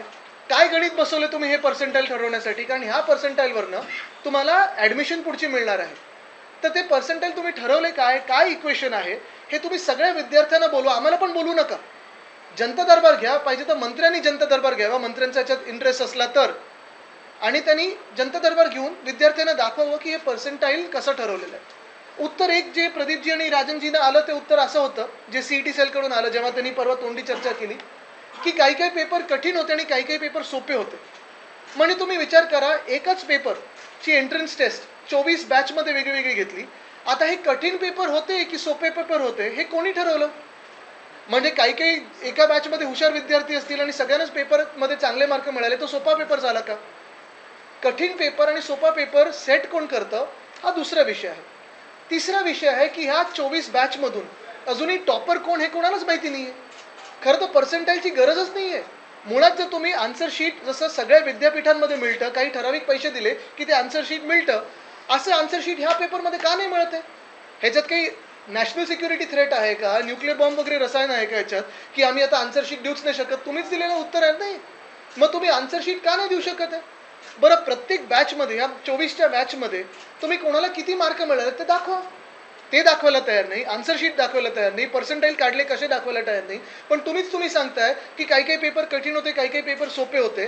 पारदर्शकता ह्याच्यात का नाहीये ह्याचा प्रश्न आज सगळे विद्यार्थी करत आहेत. आणि मग मूळ मुद्दा हाच येतो की ही एक्झाम मध्ये मेरिट आहे की नाही आहे, नक्की ह्याच्यात तुम्ही काय साधत आहात, तुम्ही पर्सेंटाईलमधून नक्की काय साधलं आहे, हे जे उच्च शिक्षण मंत्री आहेत त्यांनी आम्हाला उत्तर द्यावं. कारण त्यांचं जे आपण पाहत आहे त्यांना त्यांच्या खात्यात इंटरेस्ट नसतो. प्रभारी केलेत, पर्यावरण मंत्र्यांना महाराष्ट्राचे प्रभारी केलेत, आता इकडचे जे मंत्री आहेत कुठच्या दुसऱ्या निवडणुकीत प्रभारी आहेत का आम्हाला माहिती नाही. पण एकंदर जर आपण पाहिलं तर मिंदे सरकार असेल आणि देशाच्या विद्यार्थ्यांचं वाटोळच करायचं हे ठरवल्यानंतर हे असं सगळं लोकांसमोर यायला लागतं. आता काही काही आमच्याकडे आन्सर शीट आहेत, आम्ही त्या दाखवू शकतो आणि दाखवायच्या देखील नाही आहेत कारण त्याच्यावर काही विद्यार्थ्यांची नावं वगैरे आहेत. पण 0.7 ह्याला जास्ती पर्सेंटाईल मिळाले, 6.5 ह्याला कमी पर्सेंटाईल मिळाले. हा अर्थ काय याच्यात? आमची मागणी हीच आहे की ह्या पूर्ण प्रक्रियेत पारदर्शकता यावी, जे मार्क आहेत ते दाखवावेत, आन्सर शीट द्यावेत आणि जे टॉपर आहेत ते दाखवावेत. पर्सेंटाईलची गरजच नाही आहे. यामध्ये तुम्ही म्हटलं की फेरपरीक्षा नको आहे, मग नेमका काय सोल्युशन काय आहे? सोल्युशन एकच आहे, जसं मी सांगितलं की जी आता एक तर 54 जी चुका झालेल्या आहेत, प्रत्येक ऑब्जेक्शन जे रेज झालेले आहेत, 1425 ऑब्जेक्शन जे असतील, योग्य असतील किंवा अयोग्य असतील, त्याचे पैसे त्यांनी विद्यार्थ्यांना परत द्यावे. 1000 रुपये त्यांनी काढलेले त्याच्यातून. हा स्कॅम पण असू शकतो की जास्तीत जास्त चुका सीईटी सेलकडून व्हाव्यात म्हणजे ऑब्जेक्शन होतील, ऑब्जेक्शन झाले की ते सीईटी सेलची जी एजन्सी आहे त्यांना पैसे मिळतील 1000. आता तुम्ही बघा ना, 1425 चुका आणि इंटू 1000 केलं तर किती पैसे होतात. आता हा एक विषय झाला. दुसरं सोल्युशन हे आहे की प्रत्येक पेपरचं तुम्ही मार्क जाहीर करा ना, आन्सर शीट द्या तुम्ही. जर विद्यार्थ्यांसाठी 3 दिवस तुम्ही ओपन ठेवली होती आन्सर शीट, मग कोणी स्क्रीनशॉट काढला तर त्याच्यावरही त्यांनी ऑब्जेक्शन घेतले की तुम्ही स्क्रीनशॉट काढलाच कसा. काय नक्की तुम्हाला लपवायचा प्रयत्न आहे याच्यातून? तुम्ही म्हटलं की 24 वेगवेगळ्या बॅचमध्ये पुढच्या वर्षी एक बॅच झाली पाहिजे, मग एकच पेपर सगळ्यांना पुढच्या वर्षीपासून एक पेपर झाला पाहिजे आणि ते आम्ही आमचं सरकार आल्यानंतर करू. आमचं सरकार ह्या ऑक्टोबर-नोव्हेंबरमध्ये बसल्यानंतर आम्ही करू. दुसरी गोष्ट मी आत्तापासून सांगतो की पारदर्शकता आत्तापासून आली पाहिजे, ह्याच्यावर चौकशी लागली पाहिजे आणि जे कमिशनर आहेत ते सस्पेंड झाले पाहिजेत. देशभरापासून ते राज्यभरापर्यंत शैक्षणिक बाबतचा जो काही गोंधळाची मालिका आहे ती थांबताना दिसतच नाहीये. काय थांबताना दिसतच नाहीये. आपण पहा सगळीकडे जो एक उद्रेक दिसत आहे आपल्याला तो जॉब्सवरून दिसत आहे. मग आरक्षणाची मागणी असो की कुठची असो, ही साधारणपणे आपल्या देशात बेरोजगारी वाढत चालली आहे. रोजगार हवेत, तरुणाई वाढत चाललेली आहे, पण तरुणाईच्या हाताला रोजगार नाहीत. आणि जे आम्ही सतत सांगत आलेलो आहे की आमचं हिंदुत्व हृदयात राम पण हाताला काम आहे. आज आपण बघतोय भाजपच्या हृदयातनं राम आहे, ना खरं बोलत आहेत, ना तरुणांना हाताला काम देत आहेत. आणि मूळ मुद्दा हाच आहे की ह्याच्यावर कुठे ना कुठेतरी मिंदे सरकार बोलणार आहे की नाही, की पुन्हा एकदा आम्हाला आंदोलन करायला लागणार आहे. पोलीस भरतीचा विषय बघा ना, 17,000 पदांसाठी 17 लाख ऍप्लिकेशन येतात. त्याच्यात डी फार्मा वगैरे करणारे लोक आहेत, बी फार्मा करणारे लोक आहेत.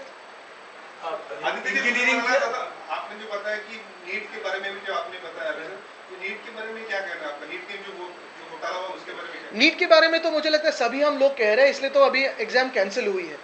वो घोटाला तो है ही, लेकिन अगर आप देखें तो देश में कोई सीरियसनेस नहीं है किसी भी शिक्षण के विषय पे लेने के लिए. कल भी मैं देख रहा था, किसी ने मुझे एक ट्वीट भेजा था कि नालंदा यूनिवर्सिटी का जो अनावरण हुआ उसमें नालंदा इंग्लिश में लिखा था, किसी ने पूछा हिंदी का है. मैंने कहा शुक्र करो कि नालंदा तो नाम लिखा हुआ है. अगर भाजपा की बहुमत की सरकार आती तो एक ही व्यक्ति का फोटो दिखता, नालंदा भी नहीं दिखता. क्या मांग करते हैं? इंजिनिअरिंगचे ऍडमिशन्स होतील त्या दरम्यान मी काल पत्र दिलेलं आहे की तात्पुरतं स्थगिती द्यावी आणि हा जो गोंधळ आहे तो त्यांनी पहिला मार्गी लावावा. टॉपर्स कोण आहेत? बॅच वाईज 24 बॅचेस दाखवले आहेत. टॉपर कोण आहेत? मार्क द्यावे. पर्सेंटाईलची काय गरज आहे? मार्क द्या, तुम्हाला पर्सेंट कळतील आणि तुम्हीच ठरवता कुठचा पेपर कठीण, कुठचा पेपर सोपा. तात्पुरतं स्थगिती द्यावी, कारण हा जो गोंधळ आहे, 2-3 मुलांनी स्वतःला काही बरं वाईट करायची वगैरे पण पत्र लिहिलेली आहेत. मग ह्याला जबाबदार मंत्री राहतील का? हिंदी में बताइए, एमएससीईटी का ये पूरा घोटाला क्या है, कितने छात्र प्रभावित हुए हैं और अभी की क्या स्थिति? जैसे नीट का घोटाला हुआ था, आपने देखा होगा नीट में, तो अभी तो एग्जाम्स कैंसिल की गई है. देश भर में ये नीट हुआ और उसके बाद एग्जाम्स कैंसिल हुए. यहाँ महाराष्ट्र में एमएचसीईटी जो एंट्रेंस एग्जाम होती है उसका भी ऐसे ही कुछ दुर्भाग्यपूर्ण घोटाला दिख रहा है. हमारी ये मांग नहीं है कि इसमें री एग्जाम हो, किसी की भी मांग नहीं है री एग्जाम हो, लेकिन ये MHCET लगभग 24 बैच में ली गई, एक पेपर 24 बैच में किया गया। उसमें भी रिजल्ट्स अगर आप देखें तो रिजल्ट्स के पहले ही जो बच्चों ने, विद्यार्थियों ने ऑब्जेक्शन लिए हैं, 1425 ऑब्जेक्शन है। हर ऑब्जेक्शन के लिए 1000 रुपये लिए जाते हैं। अगर आपने देखा होगा तो इस पेपर में इंग्लिश हो, फिजिक्स हो, केमिस्ट्री हो, मैथ्स हो, लगभग बायोलॉजी हो, 54 गलतियां हैं, मिस्टेक्स है, खामियां हैं इस पेपर में, और ये सब ग्रेस मार्क्स में दिए हैं उन्होंने। तो ये ग्रेस मार्क्स किसको मिले हैं, मिस्टेक्स किसने प्राप्त किए हैं? अगर आपने देखा होगा तो हमने ये भी मांग की है कि क्लैरिटी हो, सिर्फ परसेंटाइल में नहीं, तो मार्क्स किसको क्या मिले हैं, आंसर शीट मिले, आंसर शीट दिखाया जाए, पारदर्शिता हो। इसमें कौन सी ऐसी बड़ी बात है या नेशनल सिक्योरिटी की बात है कि इसमें पारदर्शिता नहीं है? बात यही है, हम सिर्फ यही मांग रहे हैं कि किसको कितने मार्क्स मिले, कौन टॉपर है, क्या मेरिट है, ये बताओ। अकाउंटेबिलिटी, चाहे पेपर लीक हो चाहे इस तरह का घोटाला हो, अकाउंटेबिलिटी कहीं भी सेट होती हुई नजर नहीं आ रही। आपकी क्या मांग है? अकाउंटेबिलिटी तो है ही नहीं। पेपर घोटाला हो या रेल का कोई एक्सीडेंट हो, कौन अकाउंटेबिलिटी दे रहा है देश में?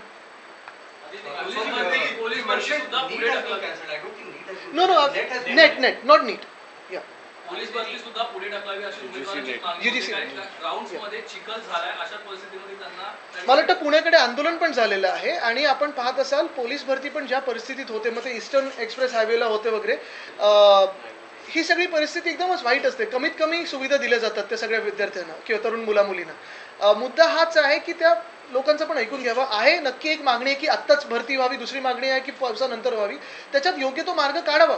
पण तो पण विषय एवढा मोठा आहे. आपण पहा, 17.5 लाख ॲप्लिकेशन 17,000 पदांसाठी आलेले आहेत, आणि ह्याच्यातून नक्की किती लोकांची भरती घेणार आहेत, काय नक्की त्यांना पुढे पदं मिळणार आहेत?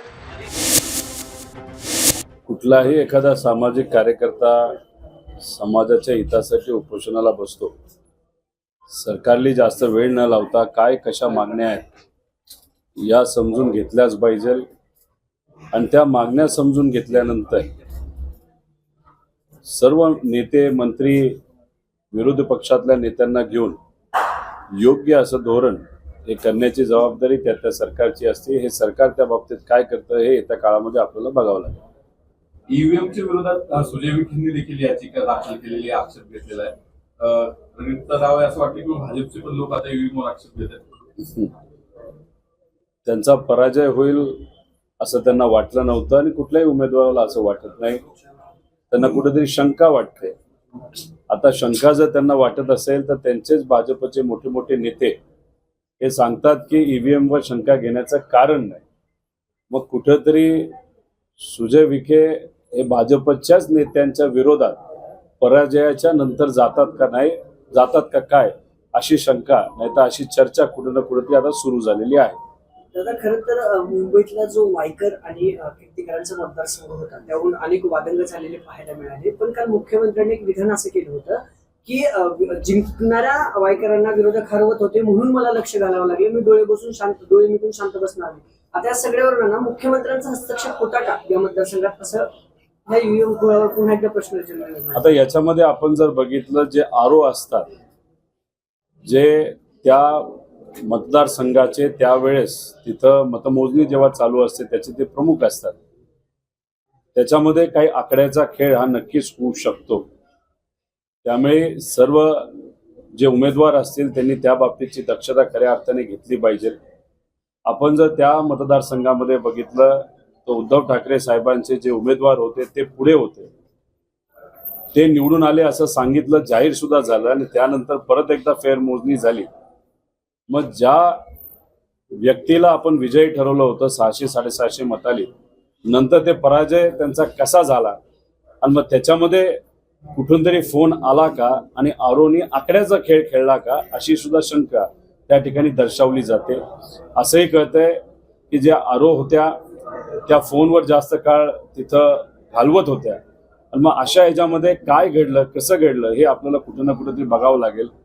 माझं एकच मत आहे की आता ईव्हीएमची चर्चा एवढ्या मोठ्या प्रमाणात सुरू जर झाली असेल तर मग केंद्र सरकार, इलेक्शन कमिशन यांनी सर्व विरोधी पक्षांना विश्वासात घेऊन जे ईव्हीएम मशीन आहे त्याची कुठेतरी चिडफाड केली पाहिजे.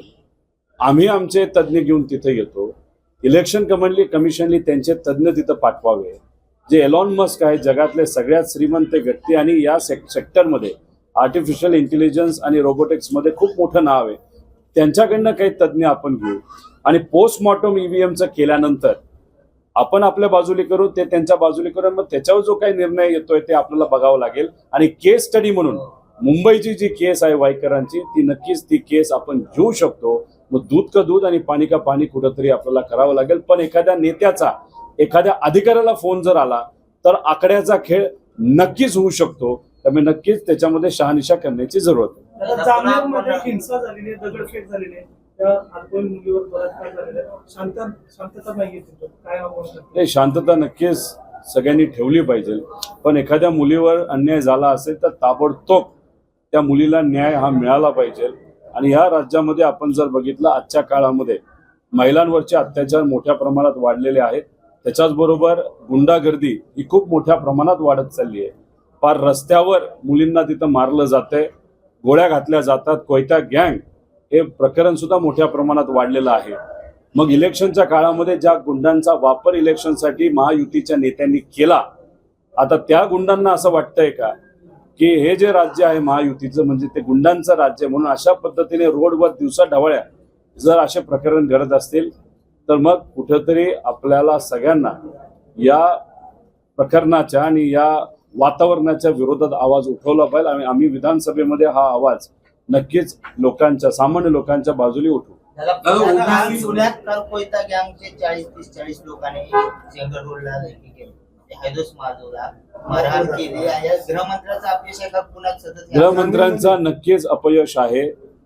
जेव्हा तुम्ही एखाद दुसऱ्या व्यक्तीवर कारवाई करता, वर्षापूर्वी तुमचे बोर्ड लावले जातात की देवेंद्र फडणवीस साहेबांनी करून दाखवलं.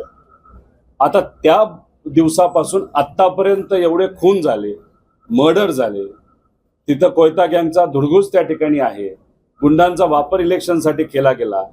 मग आता देवेंद्र फडणवीस साहेब कुठे आहेत हे आपल्याला बघावं लागेल.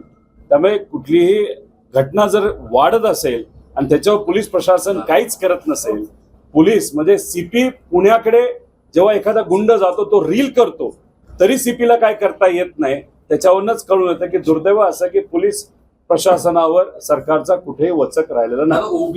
पालकमंत्र्यांचं पण लक्ष राहिलं नाही का पुण्यावर? एवढे मोठे जर केसेस होत आहेत तर पुण्यातल्या पालकमंत्री, सगळ्याच नेत्यांचं लक्ष नाही, पालकमंत्र्यांचं नाही, होम मिनिस्टरचं नाही, जे सगळे नेते आहेत त्या सर्व नेत्यांचं कुठेही त्याच्यामध्ये लक्ष नाही. कारण का हे सगळे नेते कशामध्ये गुंतून पडलेले आहेत की त्यांच्या कुठल्या आमदाराला आता मंत्री बनवायचं, येणारं इलेक्शन आता कुठं जिंकायचं, कसं जिंकायचं. त्यामुळे ते आपलं फडणवीस साहेबांनी करून दाखवलं.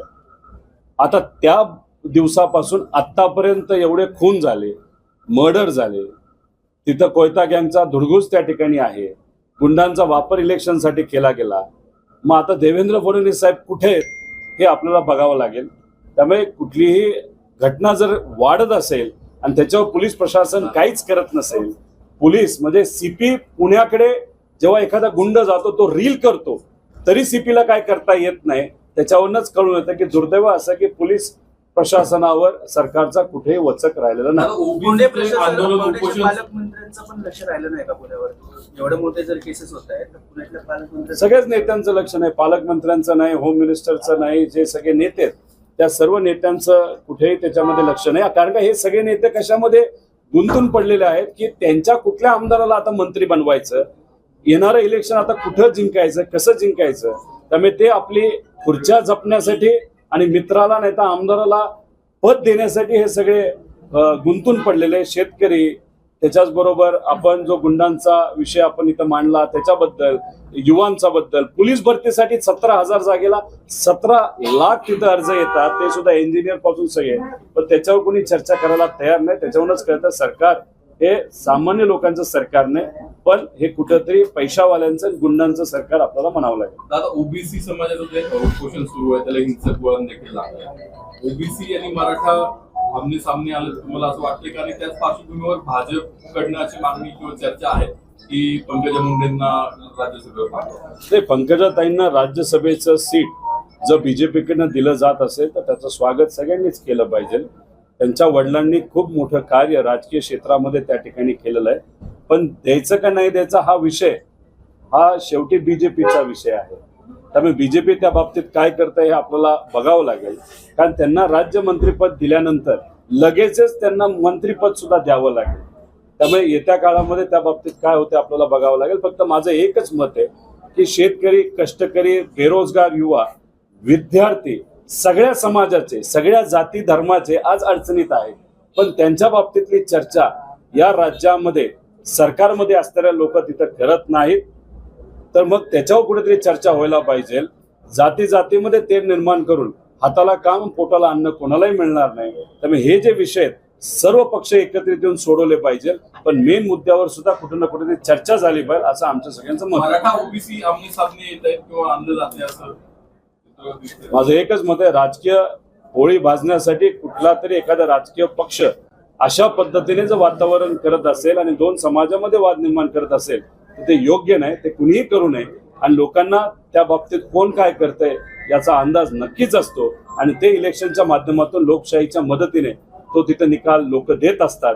त्यामुळे जर कुणी अशी छेडछाड जाती धर्मामध्ये करून राजकीय पोळी भाजण्याचा प्रयत्न जर करत असतील तर लोक त्यांना सत्तेच्या बाहेर नक्कीच ठेवतील. महायुती आणि महाविकास आघाडीमध्ये महाविकास आघाडीचं जवळपास सगळे एकत्रित पत्रकार परिषद झाली, पण महायुती रामदास कदमांचं परवाचं स्टेटमेंट बघितले की भाजपमुळे आमच्या 4-5 सीट कमी झाल्या, अजितदादांनी थोड्या दिवसानंतर यायला पाहिजे होतं. हसन मुश्रीफ आज बोललेत की मुख्यमंत्र्यांनी अनेक ठिकाणी लक्ष घातल्यामुळं खरं तर शिवसेनेची मतं वाढलीत का?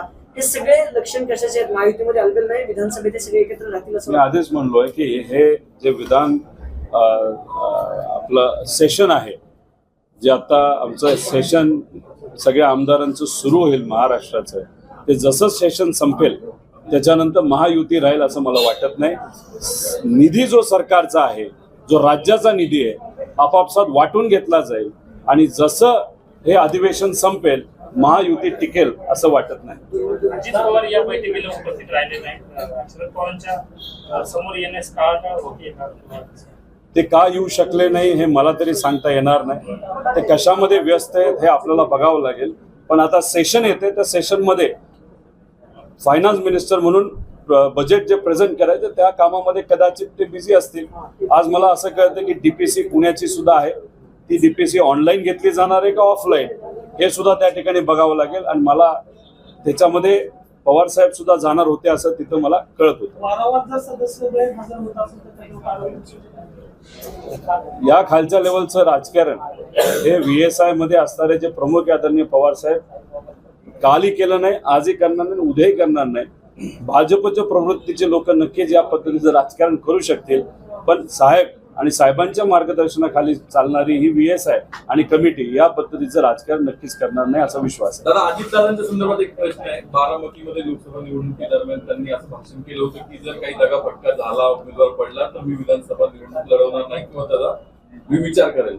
विधानसभेला दुसरा उमेदवार असतील अजितदादा सोबत? अजून 4 महिने आहेत. 4 महिने जाऊ द्या, मग आपल्याला कळेल कोण कुठला उमेदवार कुठं उभा राहतोय आणि कशा पद्धतीने राजकीय समीकरण येत्या काळामध्ये आपल्याला बघायला मिळेल. विधान परिषदेच्या किती जागा महाविकास आघाडी लढवणार आहे आणि शिवसेनेने मागणी केली की विधान परिषदेची निवडणूक रद्द करावी, सुप्रीम कोर्टात विषय आमदारांचा अपात्रतेचा. तो नक्कीच त्याला मी मान्यता देतो की एखादा विषय जर कोर्टामध्ये असेल तर इथं नियुक्त्या दिल्या गेल्या नाही पाहिजे. त्यामुळे उद्धव ठाकरे साहेबांचा जो शिवसेना आहे त्यांनी जी केलेली मागणी ती रास्त आहे. राहिला प्रश्न कुठल्या महाविकास आघाडीच्या पक्षाला किती जागा मिळतील हे मी सांगू शकणार नाही. एक तर मी फक्त आमदार आहे आणि कुठेही त्या कमिटीमध्ये मी नाही आणि कुठलाही पदाधिकारी सुद्धा मी नाही. दादा, शेवटचा प्रश्न दादा, मनोज जरांगे पाटलांचं जेव्हा आंदोलन झालं त्यावेळेस पवार साहेबांनी तिथे जाऊन मनोज जरांगे पाटलांची भेट घेतली होती, परंतु हकींच्या आंदोलनाला पवार साहेब गेले नाही, त्यामुळे ओबीसी समाजातून नाराजी व्यक्त केली. तुम्ही एक आहे, कुणी राजकारण याच्यामध्ये आणू नये. तिथं लाठीचार्ज झाला होता. जरांगे पाटील जिथं बसले होते तिथं हजारो युवा महिला उपस्थित होत्या आणि या शासनाने तिथं लाठीचार्ज केला, बंदुकीचा वापर केला. तिथं अनेक काही गोष्टी चुकीच्या घडल्या होत्या ज्या समाजकारणासाठी योग्य नाही, नाहीतर लोकांसाठी योग्य नव्हत्या. म्हणून पवार साहेब तिथं जाऊन त्या बाबतीतली विचारपूस करण्यासाठी गेले होते. आता भाजपचे लोक नाहीतर जे काही लोक आहेत त्याच्यामध्ये काही वेगळं समीकरण बसवण्याचा प्रयत्न करत असतील तर कृपा करून त्यात राजकारण करू नये. कुठल्याही एखाद्या व्यक्तीवर जेव्हा लाठीचार्ज होत असतो आघाडी लढवणार आहे आणि शिवसेनेने मागणी केली की विधान परिषदेची निवडणूक रद्द करावी, सुप्रीम कोर्टात विषय आमदारांचा अपात्रतेचा. तो नक्कीच त्याला मी मान्यता देतो की एखादा विषय जर कोर्टामध्ये असेल तर इथं नियुक्त्या दिल्या गेल्या नाही पाहिजे. त्यामुळे उद्धव ठाकरे साहेबांचा जो शिवसेना आहे त्यांनी जी केलेली मागणी ती रास्त आहे. राहिला प्रश्न कुठल्या महाविकास आघाडीच्या पक्षाला किती जागा मिळतील हे मी सांगू शकणार नाही. एक तर मी फक्त आमदार आहे आणि कुठेही त्या कमिटीमध्ये मी नाही आणि कुठलाही पदाधिकारी सुद्धा मी नाही.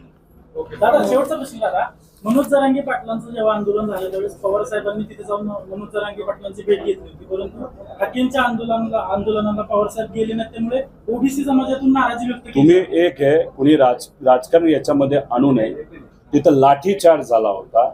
जरांगे पाटील जिथं बसले होते तिथं हजारो युवा महिला उपस्थित होत्या आणि या शासनाने तिथं लाठीचार्ज केला, बंदुकीचा वापर केला.